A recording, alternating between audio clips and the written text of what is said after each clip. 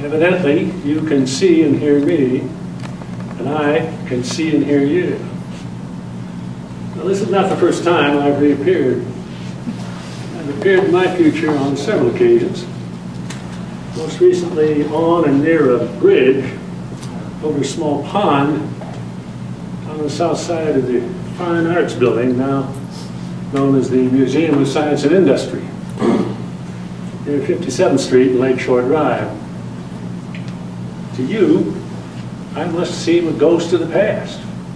To me, you are the ghosts of the future. And a strange future it is, too. I see a number of women who I'm told are trial lawyers. You try cases, even criminal cases. When I finished my career, women had just begun to appear in the jury box. And I knew no women trial lawyers. So I ask you understanding and consideration as I address you today. Many of my remarks have been prepared in the masculine gender. It may be that in your time, women's intuition is equal to or superior to male logic in selecting juries. But I doubt it. Small wonder that you ambitious youths crowd the profession of law these days. Here you think you will find the opportunity to provide a real part in the comedies as well as the tragedies of life. Every one of you, no matter how small your chance may be, will try to hold the center of some stage where the multitudes will scan your every move. Most of you, it seems as though the courts were organized to furnish you the chance to bask in the public eye. In this field, that venture of life will never pall, will always prove interesting, exciting, changeful to the end. Not only will you have the destinies of your clients to protect and preserve, but your own standing, your own success to create. Now, in jury work, selecting this jury is of the utmost importance. So far as possible, the lawyers should know both sides of the case, of course. If the client is a landlord, a banker, a manufacturer, one of that type, then jurors sympathetic to that class will be wanted in the jury box. Man who looks neat, trim, smug, he will be sure to guard your client's affairs as he would his own. His entire environment has taught him that all real value is measured in cash. And he knows no other worth. Every knowing lawyer seeks a jury of the same sort of people as his clients. People who will be able to imagine themselves in the same situation and realize what verdict your client wants. Lawyers are just as carefully concerned about the likes, the dislikes, the opinions, the fads of judges as of jurors. All property is safer in the hands of a judge than in the jurors. Every lawyer who represents the poor avoids a trial by a judge, trial by a court. Choosing jurors is always a delicate task. The more a lawyer knows of life, and human nature, psychology, and the reactions of the human emotions, the better he is equipped for the subtle selection of his so-called 12 good men and true. In this undertaking, everyone pertaining to the jury needs to be questioned, weighed. His nationality, his business, his religion, his politics, his social standing, family ties, friends, habits of life, habits of thought, the books, newspapers he likes, he reads. Many more matters combine to making up the man into a man. All these qualities and experiences have left their own effects on the ideas, effects, and fancies that inhabit that person, that juror's mind. Understanding all of this cannot be obtained too bluntly. Usually requires finesse, subtlety, guesswork. Involved in it all is the juror's method of speech, kind of clothes he wears, style of haircut, above all, his business associates, work associates, residence, origin. To the ordinary observer, person is just a person, but to the student of life and human beings in nature, every pose, every movement is part of the personality of that man. There is no sure rule by which one can judge and gauge some other person. Man may seem to be of a certain mold, but a wife, mistress, friend, enemy, entering into his life may change his views and desires and attitudes so that he will hardly recognize himself as the man he once seemed to be. In spite of the power that the courts exercise over the jury verdict, still, the findings of that 12 jurors is very important, sometimes entirely conclusive. It goes without saying that lawyers always do their utmost to get people on the jury who will decide in favor of their client. It is not the experience of the jurors, neither is it their brain power or their intellect that influences the decisions. A skillful lawyer does not tire himself out by hunting for learning or intelligence in the jury box. If he knows much about man and people, he knows that all beings act from emotions and instincts, and reason is rarely an emotive factor. If deliberation counts for anything, it is to retard decisions. The nature of the man himself is the element that determines that juror's bias for or against his fellow man. Assuming that a juror is not a half-wit, his intellect can always furnish fairly good reasons for following his instincts and his emotions. Many irrelevant issues, it appears to be irrelevant issues, are not so silly as they seem to be. Some things that have nothing to do with the man and the discussion of the case can be the greatest substance and the greatest importance in the solution of the case. There is no sure rule by which one can engage any one person. It may seem to be a certain mold, but spouse, friend, entering into life may change that person's most vital views, desires, and attitudes, so that that person will hardly recognize himself as the person he once seemed to be. Most jury trials are contests, frankly, between the rich and the poor. If the case is about money, it's probably from damages, injuries in need of some sort, claimed to be caused by somebody else. These cases are usually defended by insurance companies or factories. If it's a criminal case, it's almost always the poor who are on trial. Most important, then, learn the jurors is humane. This may be more or less discovered, more or less devious ways.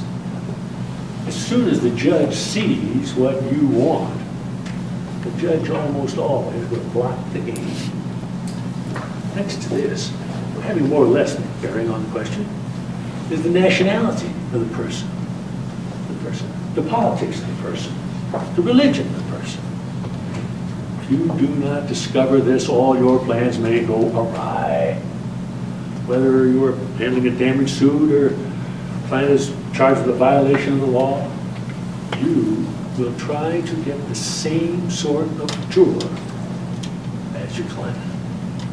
Let's assume that we represent one of the underdogs because of injuries received or because of an indictment brought by the prosecutors, name themselves the state. What sort of man will we see? An Irishman called into the jury box for examination.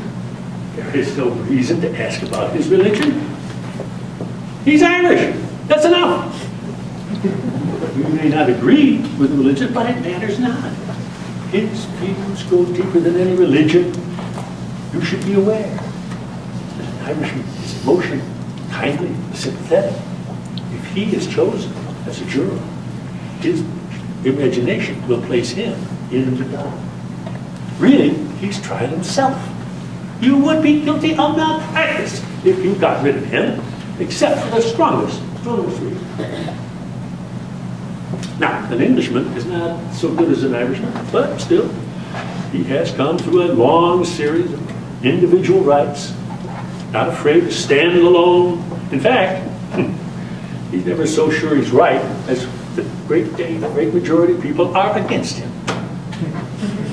The German, not so keen about individual rights, still, except if they concern his own way of life.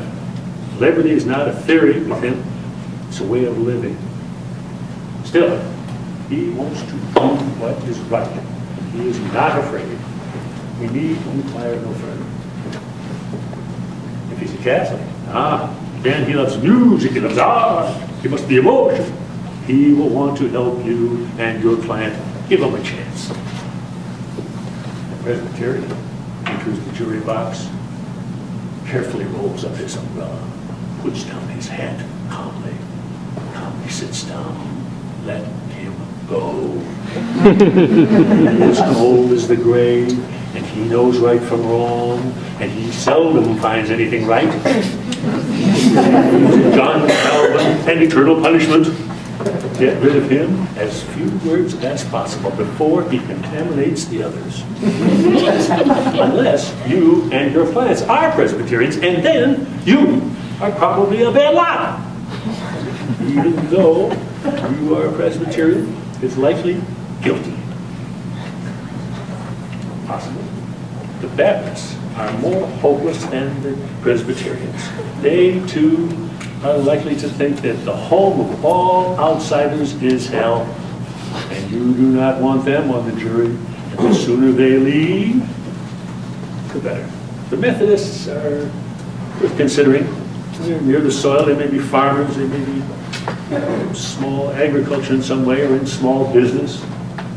Their religious emotions can be transmuted into love and charity. They're not half bad, even though they will not take a drink. They don't need it so much as some of their competitors for that seat next to the almighty throne. If chance sets you down between a Methodist and a Baptist, move toward the Methodist to keep warm. As to Unitarians, Universalists, and Congregationalists, and Jews, and other agnostics, don't ask them too many questions. People, anyhow, especially the Jews and the agnostics. It's best to inspect the Unitarians and the Universalists or Congregationalists with some care. They may be prohibitionists against liquor, but never the Jews, never the agnostics, and do not, please, accept a prohibitionist on the jury, somebody who's against liquor. He's too holy, too dyspeptic. He knows your client would not have been indicted unless he was a drinking man or a drug user, and anyone who uses drink or drugs is guilty of something, and it's probably much worse than what he was charged with, although it is not set out in the indictment. Neither would he have employed you as his lawyer if he had not been guilty. By all means, choose a person who laughs. A juror who laughs hates to find anybody guilty. Never take somebody who's wealthy on the jury. that person will convict unless the defendant is accused of violating the antitrust laws or something of that nature. Next to the Board of Trade, for him, the penitentiary is the most important of all public buildings. He's imposing structures stand for capitalism, and civilization could not possibly exist without them. Don't take a man because he's good. It means nothing. You should find out what he is good for. Neither should a man be accepted because he is a bad sort. There are way too many ways of being good or being bad. If you are defending, you want imaginative individuals. You're not interested in the morals of the jurors.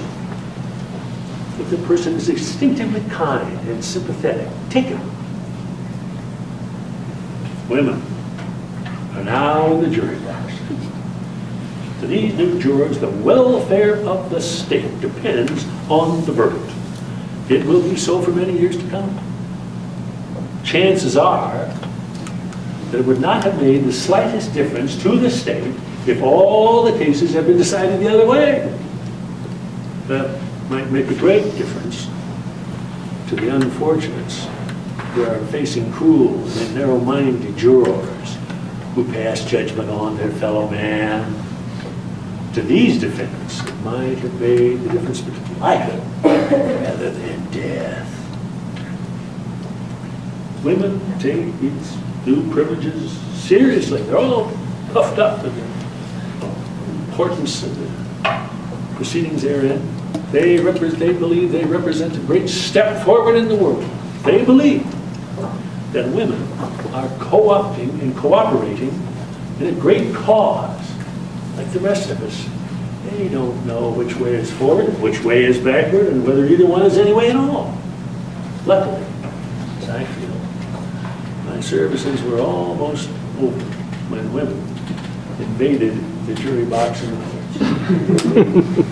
One of the 12 in the jury box are all degrees of alertness, all sorts of ideas and emotions, and the lawyers too are important factors in the outcome of the case, of course. They're closely observed by the jurors. They liked, disliked, they have because of what they say, how they speak, how they pronounce their words, how they part their hair. Maybe a lawyer is liked or disliked because he talks too little, talks too much, more often the latter. The ladder of subtlety knows when to stop, when to go on, how far to go. As a rule, he must not seem to be above the jurors or below the jurors. He must not be too obviously striving for effect. He often meets baffling situations, not easily explained. Sometimes better for him to talk about something else. Explanations must not be too fantastic, too ridiculous. It does no harm to admit the difficulty of the situation, to acknowledge that this circumstance or that circumstance seems to be against him. Many facts point to guilt, but in another light, these facts appear to be harmless. Now, lawyers are apt to interpret deeds as they wish them to appear. As a matter of fact, most facts are subject to various inferences, sometimes improbable, but nevertheless true. Identification often shows mistakes. Many people are in prison. Some are pinned to death through mistaken identifications. One need only recall the countless errors that you yourself may have made. How many here met some person who they believe to be an old friend, tap them on the shoulder, and find themselves greeting a total stranger? It's a common mistake made in restaurants, public places. Many identifications in court are made from seeing a person but once, and briefly, and under conditions not ideal. Many are made from descriptions and photographs urged on by detectives and lawyers, others vitally interested in the case. From all of this, it's easy to see that many are convicted who are guiltless of crimes. situations of strong agitation, acquittals are rare, and sentences made long, and barbarous, and inhuman. The judge is, of course, an important part of the machinery of the court.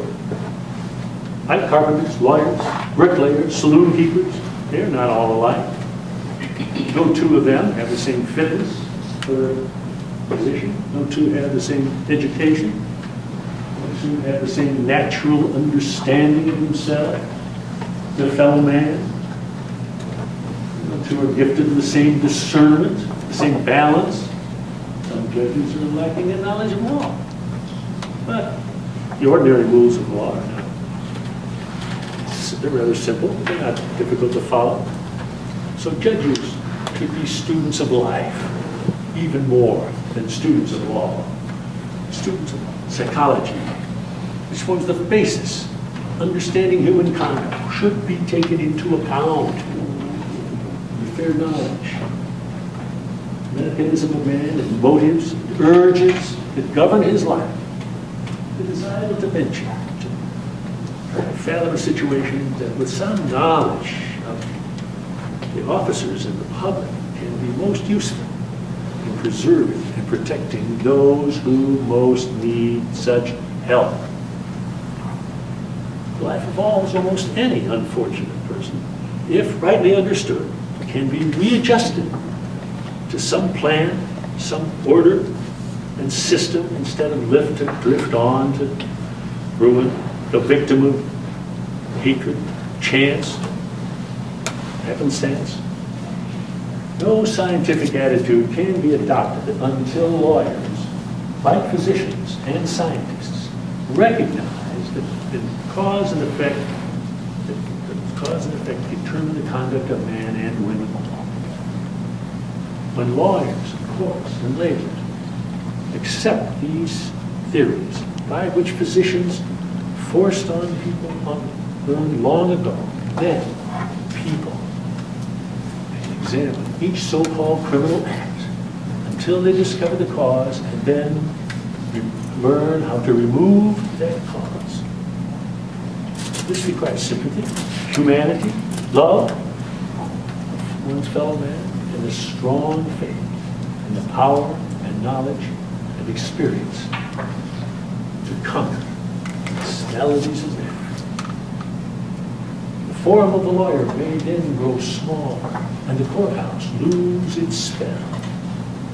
The world will profit 1,000-fold by us more kindlier, more understanding relationship to all humankind. Thank you.